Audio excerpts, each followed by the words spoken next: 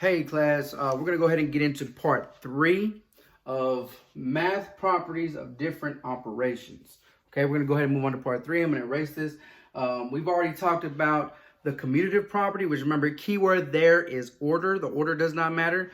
And then also we talked about the associative property, which means grouping does not matter, but we have the same operation, right? And remember, addition and multiplication are commutative, right? Which means for multiplication, right, you can have 2 times 7 and get what?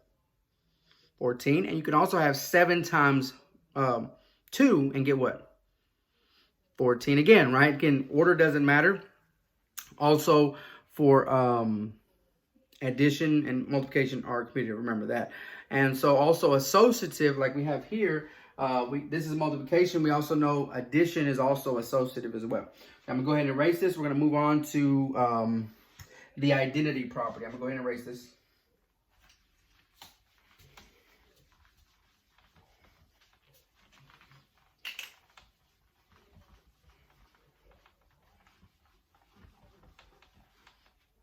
All right. Let's go ahead and write this. So we got the identity property.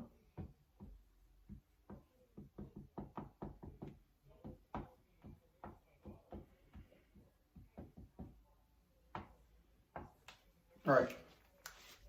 So what the identity is when you can do this, you can either, for additive identity, you can add this number to any number and get the same number back.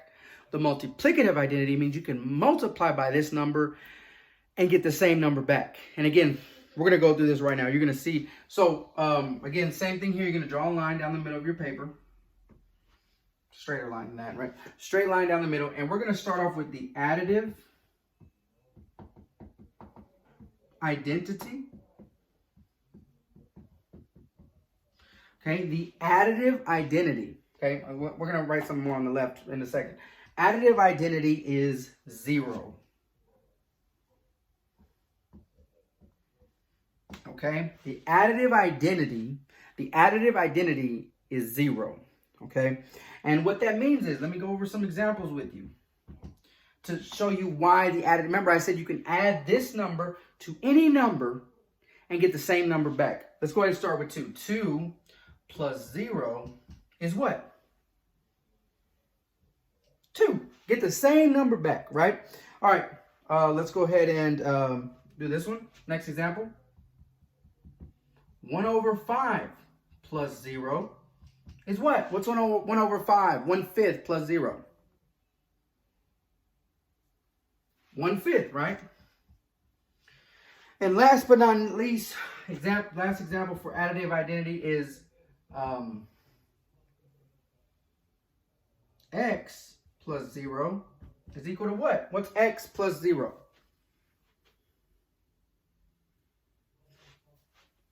X, right? Very good. X is the answer. So again, we want to see that we have 3 different examples here. Right? And we want to make sure we have those written down. The additive identity is 0. Because when you add 0 to any number, you're going to get the same number back. Okay, you've seen that, you've been taught that before, but this is some new vocabulary for us, and we got to understand whenever you're asked, what is the additive identity? Your answer should be 0. All right, let's move on to the multiplicative identity. Now, when I say additive, right, you don't want to get freaked out. That just means adding, right? Nothing crazy there, okay? I know I didn't explain that at first, but when you see additive, it means add or addition, okay? Nothing crazy. Same thing here. When you see multiplicative identity,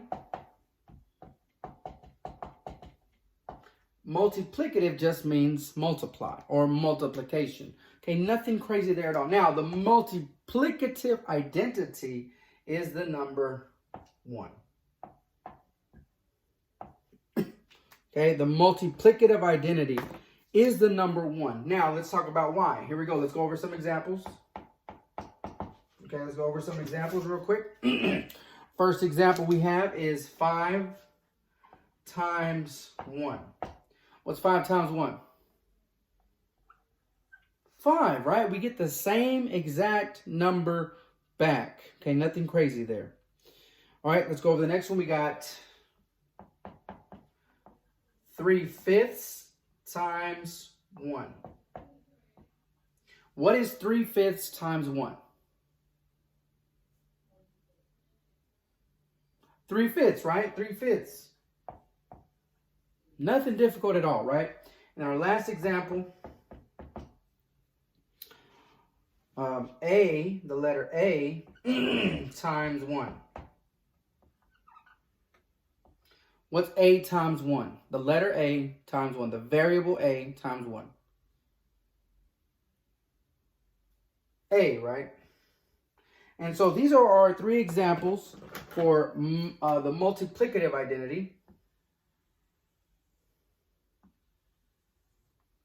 All right, I want to make sure we have those written down. So again, the idea behind identity is when you're talking about the additive identity, it means you can add this number to any number or even variable and get that same number back, same variable back.